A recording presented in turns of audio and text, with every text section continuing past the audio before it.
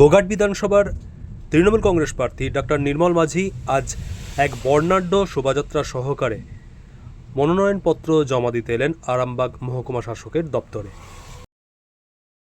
বাদ্যযন্ত্র সহকারে এবং কর্মী সমর্থকদের নিয়ে এই মনোনয়নপত্র জমা দিতে এসে সংবাদ মাধ্যমের মুখোমুখি হয়ে কি জানালেন এবং যে সমস্ত কর্মী সমর্থক তারা কি জানালেন দেখুন বিস্তারিত বাংলা লাইভের পর্দায়।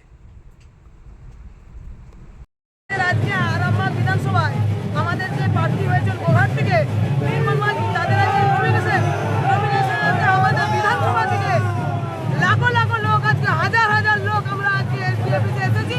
আমাদের প্রার্থী আজকে নমিনেশন করতে গেছেন।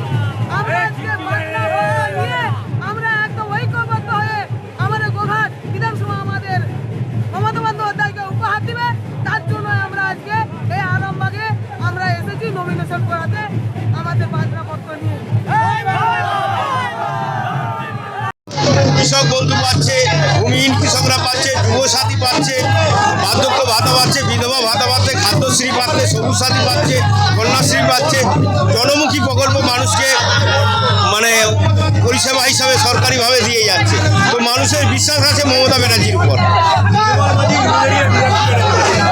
উনি ওখানে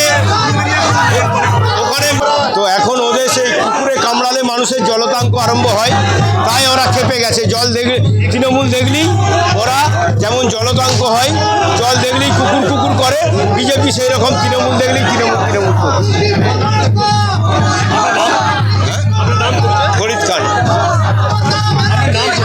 আমার নাম ফরিদ খান, আমি পশ্চিমপাড়া অঞ্চলের সভাপতি, গোঘাট বিধানসভা কমিটির মেম্বার।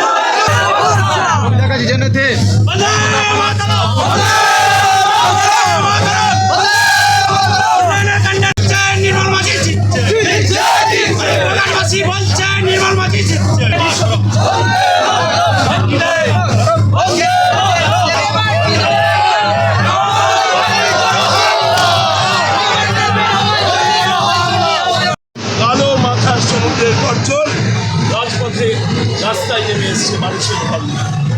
গণতান্ত্রিক পদ্ধতিতে 30 বছরে 30 লক্ষ পেশেন্টকে বিনা পয়সায় দেখেছি, একটা ফ্ল্যাট করিনি।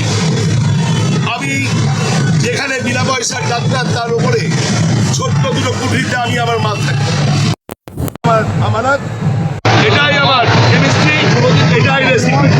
আর আমার সহজ কাজ, প্রথম ভাগ, দ্বিতীয় ভাগ বর্ণ পরিচয়। মমতা বন্দ্যোপাধ্যায় 30 এপ্রিল হরিশ্চানের দৃষ্টিতে আমি রাজনৈতিক মানব সেবার পার্টি প্রার্থী। আর রথের সারথী সেনাপতি অভিষেক বন্দ্যোপাধ্যায়। গোঘাটবাসী সুখে দুঃখে বিপদে আপদে যন্ত্রণায় এই বিনা পয়সার চিকিৎসক উন্নয়নের ডালি নিয়ে গোঘাটে গানের ঠাকুর শ্রী শ্রী রামকৃষ্ণ পরমহংস দেবের জন্মভূমি, বিদ্যাসাগর মহাশয় দেবী, ভগবতী দেবী যে ঠিকানা ছিল তার পাশের বাড়িতে থাকছে। এটা আমার মনুষ্য জন্মকে ধন্য করে।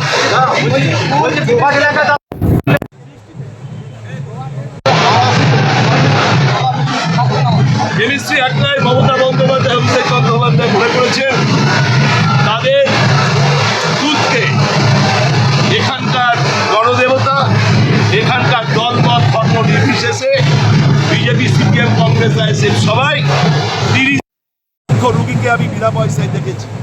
এটাই আমার কেমিস্ট্রি। তাদের সাহায্য করেছে।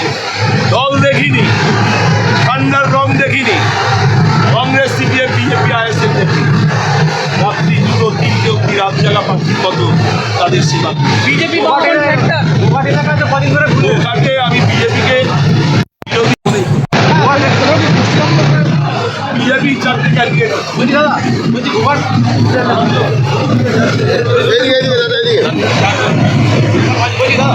গোঘাট এলাকা কয়েকদিন ধরে যেভাবে আপনি প্রচার করলেন, কি রূপরেখা দেখতে পেলেন যদি বিধায়ক জিতে যান?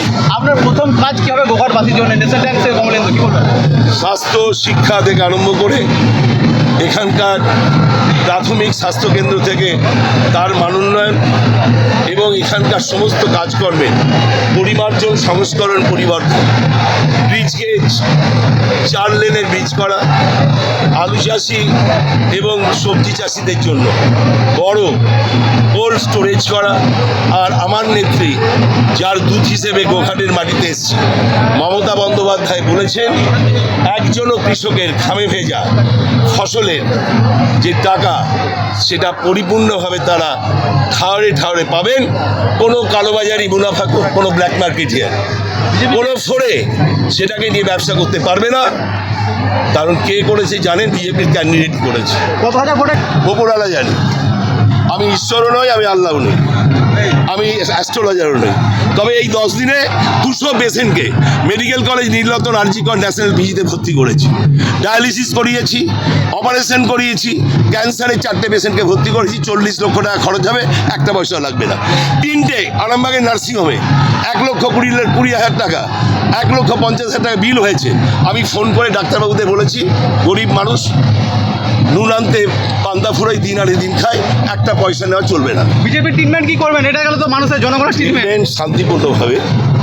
আমি ডাক্তার, আমি মানুষকে বাঁচি, মানুষকে মারি। ডাক্তারের ট্রিটমেন্টই তাই বিজেপি সিপিএম একটাই ট্রিটমেন্ট, মানুষের মন জয় করে, মানুষকে দখল করে নয়।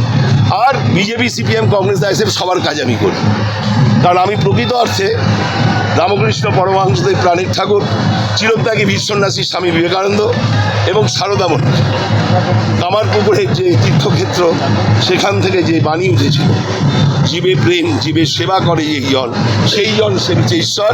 সবার উপরে মানুষ সত্য, তাহার উপরে নয়, যত মত তত পথ। আমাকে ঈশ্বর, আমি ঈশ্বর বিশ্বাসী। প্রতিদিন 1 ঘন্টা পুজো করি, চণ্ডী পাঠ করি, গীতা পাঠ করি, আবার কোরআন পাঠও করি, গ্রন্থ সাহেব পাঠ করি।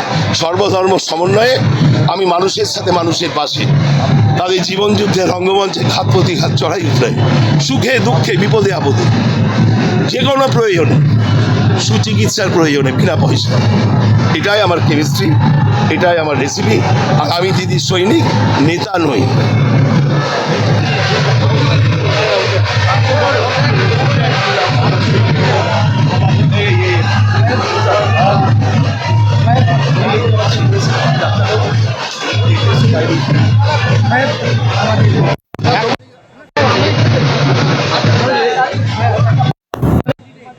এখন হবে না দাদা, একটু পরে।